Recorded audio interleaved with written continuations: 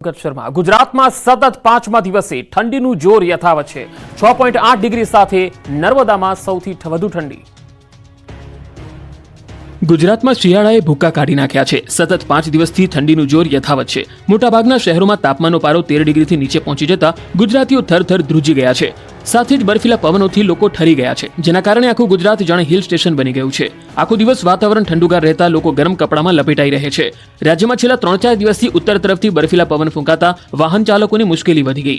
6.8 degree સાથે નર્મદામાં સૌથી વધારે ઠંડી છે, જે બાદ 7.8 ડિગ્રી સાથે નલિયા ઠંડુગાર રહ્યું, તો થરાદમાં 7.9 ડિગ્રી, દાહોદમાં 8.1 ડિગ્રી, અંબાજી મંદિરમાં 8.2 ડિગ્રી, વલસાડમાં 8.6 ડિગ્રી, ખંભાતમાં 9.4 ડિગ્રી, અમરેલીમાં 9.6 ડિગ્રી, ડાંગમાં 9.7 ડિગ્રી, ડીસામાં 9.9 ડિગ્રી, ભાવનગરમાં 10.2 ડિગ્રી તાપમાનનો પારો જતો રહ્યો હતો। અમદાવાદ શહેરનું લઘુત્તમ તાપમાન 14 ડિગ્રી સેલ્સિયસ, વડોદરાનું 12 ડિગ્રી સેલ્સિયસ, રાજકોટનું 11 ડિગ્રી સેલ્સિયસ અને સુરતમાં 15.2 ડિગ્રી સેલ્સિયસ લઘુત્તમ તાપમાન નોંધાયું હતું। હજુ પણ આગામી 24 કલાક સ્થિતિ યથાવત રહેવાની શક્યતાઓ છે। કચ્છ જિલ્લા માટે કોલ્ડ વેવની આગાહી કરવામાં આવી છે। કચ્છના છેવાડાના લખપત તાલુકામાં પણ શિયાળાની કાતિલ ઠંડી જાણે પૂંછડું વીંજી રહી હોય તે રીતે સખત ઠંડીનો માહોલ છે। લોકો ગરમ વસ્ત્રો સાથે ઠેક ઠેકાણે તાપણા પેટાવીને રક્ષણ મેળવી રહ્યા છે, તો બીજી તરફ ટાઢની સૌથી વધુ અસર દૂધાળા પશુઓ પર પડી છે। ઠંડીને કારણે દૂધ ઉત્પાદનની ક્ષમતામાં નોંધપાત્ર ઘટાડો થયો હોવાનું માલધારીઓનું માનવું છે। રાજસ્થાનમાં કડકડતી ઠંડીથી અનેક શહેરોમાં જામ્યો બરફ, આબુ પણ થીજી ગયું। પહાડી વિસ્તારોમાં હિમવર્ષાના કારણે દેશના ઉત્તરીય રાજ્યોમાં શિયાળો તીવ્ર બની રહ્યો છે। આખું ભારત થરથર ધ્રુજી રહ્યું છે। એમાં પણ એમપી, અયોધ્યા, કાનપુર, આબુમાં ઠંડીએ 13 વર્ષનો રેકોર્ડ તોડ્યો છે। રાજસ્થાનના મોટાભાગના શહેરોમાં તાપમાન -ડિગ્રીમાં પહોંચી જતા ઘરથી લઈ મેદાન સુધી ચારે બાજુ બરફની ચાદર પથરાઈ ગઈ છે। શેખાવતીના ફતેપુર, સિકર સહિતના શહેરોમાં પારો શૂન્ય અથવા માઇનસમાં ગગડી જતા લોકો રીતસરના ધ્રુજી ગયા છે। માઉન્ટ આબુમાં પણ જમ્મુ કાશ્મીર જેવી ઠંડી પડી રહી છે। આબુમાં પાંદડા પર બરફ જામી ગયો છે। માઉન્ટ આબુમાં કાતિલ ઠંડીએ લોકોને ઠૂંઠવી નાખ્યા। તાપમાન ફરી 2 ડિગ્રી ગગડતા લોકો તાપણાનો સહારો લેતા નજરે પડ્યા। માઉન્ટ આબુમાં ઘણા સ્થળોએ બરફ જામી ગયો છે।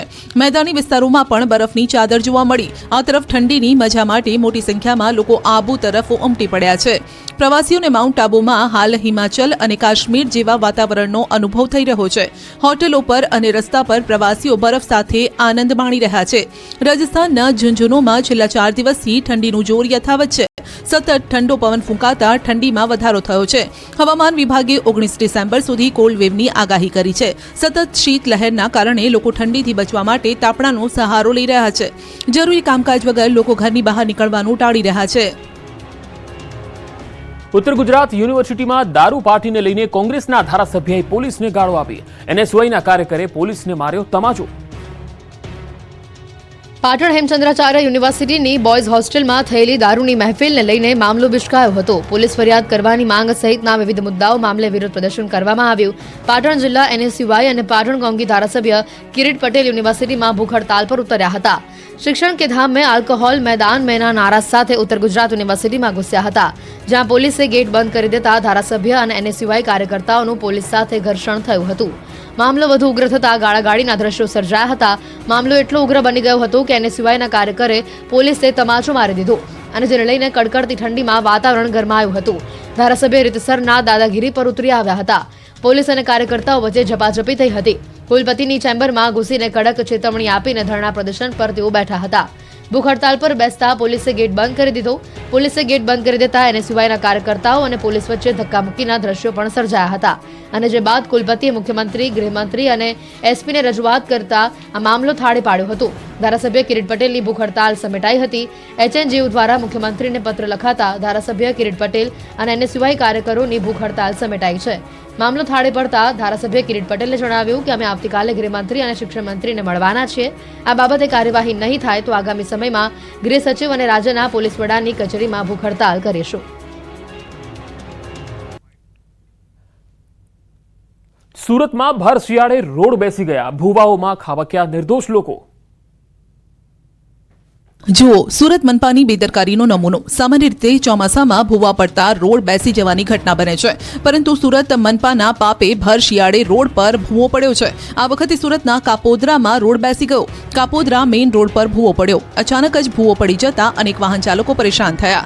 ભૂવા ઉપરથી જ પસાર થતા એક ટેમ્પો ફસાઈ ગયો। પાછળનો વ્હીલ ભૂવામાં આવી જતા અડધો નમી ગયો, જેના પગલે રોડ પર ટ્રાફિક જામ થયો। વગર વરસાદે ભૂવો પડતા લોકોમાં રોષ છે। તો પાલમાં તંત્રના પાપે એક બાઇક ચાલક ભૂવામાં ખાબક્યો. પાલ વોકવે ખાતે રોડ પર ભૂવો પડી ગયો હતો, જે બાદ તંત્ર ઊંઘતું રહ્યું. ન કોઈ બેરિકેડ મૂક્યા, ન કોઈ પથ્થર મૂક્યા, જેથી પૂરપાટ આવતો બાઇક ચાલક ધડાકાભેર ભૂવામાં ખાબક્યો. બાઇક સાથે ઊંધે કાંધ યુવાન ખાડામાં ખાબક્યો. આ એક વાહન ચાલક નહીં, 3 થી વધુ વાહનો ભૂવામાં પડ્યા. એક જગ્યાએ 7મી વખત ભૂવો પડતા ખળભળાટ મચી ગયો છે. મનપાના રિપેરિંગ કામની પણ પોલ ખુલી ગઈ છે. સત્તાધાર ધામ વિવાદના સુરતમાં પડઘા પડ્યા. ગુર્જર ક્ષત્રિય કડિયા સમાજના લોકો વિજય બાપુના સમર્થનમાં. જૂનાગઢના સત્તાધારમાં આવેલા આપાગીગામાં મંદિરના મહંત પર તેના જ મોટા ભાઈ વિજય ચાવડાએ આરોપ લગાવ્યા હતા, જેમાં વિજય બાપુ વહીવટમાં ગોલમાલ કરતા હોવાના આરોપ લાગ્યા હતા. ત્યારે હવે સત્તાધાર ધામ વિવાદના સુરતમાં પડઘા પડ્યા છે. ગુર્જર ક્ષત્રિય કડિયા સમાજના લોકો જિલ્લા કલેક્ટર કચેરીએ મોરચો લઈને પહોંચ્યા. આજ રોજ વિજય બાપુના અનુયાયીઓ દ્વારા કલેક્ટરને રજૂઆત કરવામાં આવી હતી કે સત્તાધાર મહાન પરંપરાની જગ્યા અને ત્યાં બિરાજમાન જગ્યાના મહંત વિજય બાપુને બદનામ કરવાનું તથા બ્લેકમેલ કરી પૈસાનું તોડ કરવાનું આયોજનપૂર્વકનું ષડયંત્ર ચાલી રહ્યું છે, જે ગુનાહિત પ્રવૃત્તિ ખૂબ જ નિંદનીય અને દુઃખદ છે અને દંડનીય કાર્યવાહીને પાત્ર છે. જિલ્લા કલેક્ટરને આવેદનપત્ર આપવામાં આવ્યું, જેમાં તેમણે સત્તાધાર ધામને બદનામ કરવા માટે કેટલી ટોળકીઓ સક્રિય થઈ હોવાની વાત કરી હતી. તેમના દ્વારા આખું કાવતરું ઊભું કરવામાં આવ્યું હોવાના આરોપ લાગી રહ્યા છે. વિજય બાપુ સામે ચાલી રહેલા ષડયંત્રની રાજ્ય સરકાર દ્વારા ઉચ્ચ કક્ષાની નિષ્પક્ષ તપાસ કરવામાં આવે અને તેમની સામે કડકમાં કડક કાર્યવાહી કરવામાં આવે તેવી માંગ કરી છે. પૂર્વ એમએલએ દુધાતે ગ્રામજનોને ધાર અને પિયાવા ગામના રોડની કરી પૂજા. ખખડધજ રોડને લઈને સત્યનારાયણની કથા કરી. અમરેલીના સાવરકુંડલા તાલુકામાં ખખડધજ રસ્તાઓને લઈને અનોખો વિરોધ નોંધાવાયો છે. અમરેલી જિલ્લામાં સાવરકુંડલા તાલુકાના ધાર અને પિયાવા વચ્ચે 5 કિલોમીટરનો માર્ગ 2022માં મંજૂર થયો હતો. ત્યારબાદ પૂર્વ ધારાસભ્ય પ્રતાપ દુધાત દ્વારા ખાતમુહૂર્ત કર્યા બાદ ટેન્ડર પ્રક્રિયા પણ પૂર્ણ કરવામાં આવી હતી. ભાજપના વર્તમાન ધારાસભ્યને 2 વર્ષ પૂર્ણ થયા છતાં રોડ હજી સુધી નથી બન્યો, જેની નારાજગી સાથે આજે પ્રતાપ દુધાત અને સ્થાનિક લોકો સાથે હનુમાન મંદિરના પટાંગણમાં સત્યનારાયણની કથા યોજી હતી અને નવતર વિરોધ સરકાર સામે દર્શાવાયો હતો. પ્રતાપ દુધાત અને ગામ લોકો દ્વારા રોડ બનાવવા માટે રામધૂન બોલાવાઈ હતી. પૂજા અર્ચના કરીને સત્તાધીશોને જગાડવા માટેના પ્રયાસો કરવામાં આવ્યા હતા. ભગવાન સરકારને સદબુદ્ધિ આપે તેવી પ્રાર્થના કરવામાં આવી. જ્યારે 15 વર્ષથી રોડ અત્યંત બિસ્માર હોવાના કારણે લોકો ત્રાહિમામ પુકારી ઉઠ્યા છે. નાના મોટા અકસ્માતની ઘટનાઓ પણ સામે આવી રહી છે અને જેના કારણે લોકો વધુ પરેશાની ભોગવી રહ્યા છે. ત્યારે નવો રોડ બનાવવાની માંગ ઉઠવા પામી છે.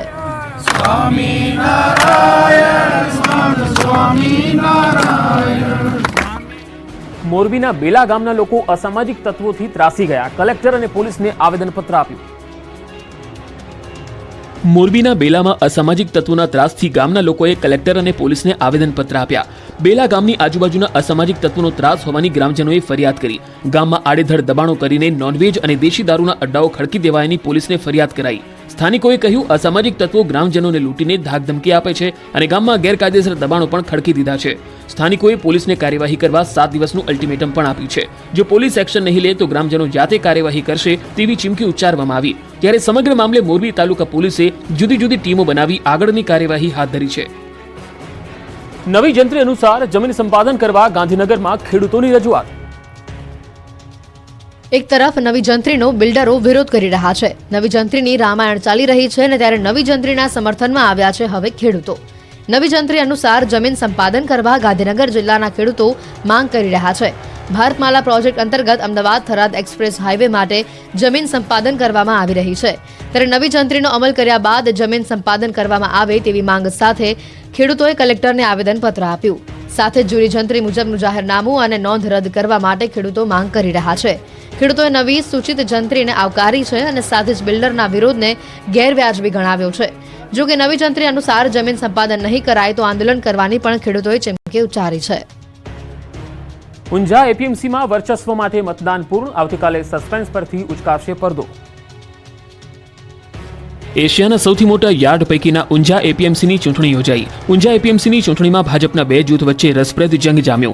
ઊંઝા એપીએમસીની ચૂંટણીને લઈ ધારાસભ્યની ચૂંટણી જેવી ભારે રસાકસી જોવા મળી.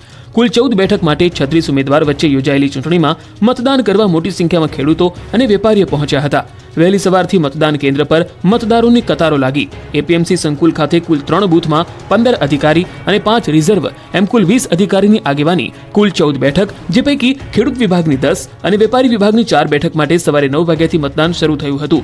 વેપારી વિભાગમાં 805 પૈકી પૈકી 780 મતદારોએ મતદાન કર્યું. ખેડૂત વિભાગમાં 261 પૈકી 257 મતદારોએ મતદાન કર્યું, જેને લઈ વહીવટી તંત્ર દ્વારા પૂરી તૈયારીઓ કરવામાં આવી. ચુસ્ત પોલીસ બંદોબસ્ત સાથે શાંતિપૂર્ણ માહોલમાં ચૂંટણી સંપન્ન થઈ.